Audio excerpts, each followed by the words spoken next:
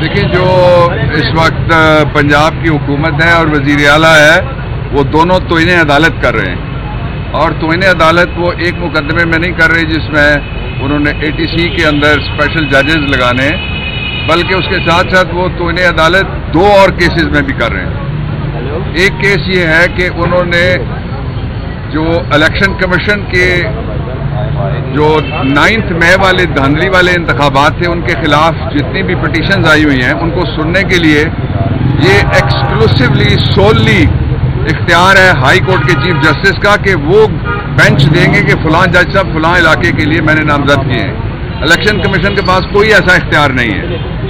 और election commission को राजी रखने के लिए जो इनकी घरेलू एक फ्रेंचाइज बनी हुई है, ये मरियम की टिकटॉक गवर्नमेंट और हुकूमत टिकटॉक पंजाब, ये दोनों कोशिश ये कर रहे हैं कि किसी तरीके से वो केसेस ना चलें। जो इलेक्शन 2 हुए थे, 8 मई का हमने जीता, 9 मई का फॉर्म 47 वाले, उनको ये बचाने के लिए कर रही है गवर्नमेंट ऑफ पंजाब। जो बड़ी तोइने अदालत है वो और तोइने आईन है, वो कल हुई है।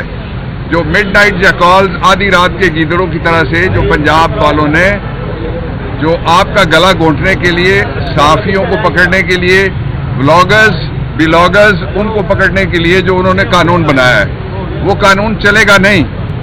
उस कानून को अदालत में भी चैलेंज किया जाएगा on the touch stone of 2 cases.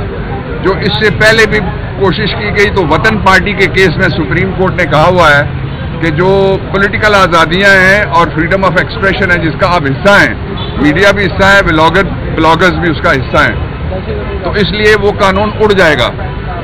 और पूरे पाकिस्तान के सहाफ़ियों के साथ पाकिस्तान तहरीक इंसाफ खड़ी है। मैं वकला बरादरी की तरफ से कहना चाहता हूं कि जहां जहां भी आपको ज़रूरत है, हम आपके साथ हैं। आपका गला हम नहीं घोटने देंगे किसी को। और ये जो केसेस थे, आज पहली दफ़ा मैंने कानूनी प्रोविजंस अंदर बताई हैं जज साहब को और एग्री किया है प्रोसिक्यूटर ने भी उनके साथ। ये वाहिद केस है कि 1 साल गुजरने के बाद भी इस केस में लिखा हुआ है कि 1 हफ्ते में चालान आ गया। वो शामिल तफ्तीश करने से मुलज़िम शामिल तफ्तीश होना चाहते हैं, लेकिन जो मुद्दई है सरकार और जो पुलिस है वो भाग रही है शामिल तफ्तीश करने से। तो आज उन्होंने कहा कि इसका तरीक़ाकार जो है वो तय करें। दोनों तरफ के जो वकला हैं, ये जज साहब ने रिमार्क्स दिए हैं।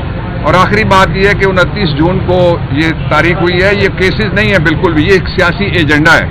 जब ये पढ़े जाएंगे, मैंने अंदर एक सिर्फ उमर अयूब की मैंने मिसाल दी है कि ये एक ही वक्त में हज़ारा में मौजूद थे, एक ही वक्त में ये पिंडी डिवीजन में मौजूद थे, ये सरगोदा डिवीजन में थे, फैसलाबाद डिवीजन में थे, लाहौर डिवीजन में थे और पूरे पाकिस्तान में थे। तो ये केसेस मजाक है केसेस का। असल केसेस हैं 2 जिनको फौरन खुलना चाहिए। एक दुबई लीक्स को खुलना चाहिए, उसके लिए आमला 2010 कानून है, एंटायर मनी लॉन्ड्रिंग एक्ट 2020 वो कानून है, उसके नीचे वो खुल सकता है। और उसके ऊपर जो स्टेट बैंक ऑफ पाकिस्तान है, उसने अपने बाकायदा रूल्स बनाए हुए हैं। एक और दूसरा केस खुलना चाहिए जो कीड़े वाली गंदम थी, जो बारूद वाली गंदम थी और जो बदबू वाली गंदम थी, उसके ऊपर नवाज शरीफ की तस्वीर लगा के जो आटा लगाया गया, उसमें शहबाज नवाज दोनों बड़े मुल्जिम हैं। अच्छा सर, ये बताइएगा, बताया ये जा रहा है कि एस्टैब्लिशमेंट और अदलिया आमने सामने के हवाले से कितनी सदाकत है इस बात? देखें, अदलिया के सामने कोई भी नहीं ठहर सकता, इसलिए कि अदलिया का काम एक्सक्लूसिवली लोगों के हुकूक की और आइन की पासदारी करना है।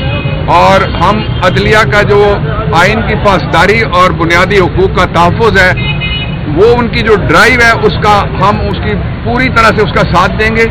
वकील बरादरी भी साथ देगी और पाकिस्तान तहरीक इंसाफ भी साथ देगी।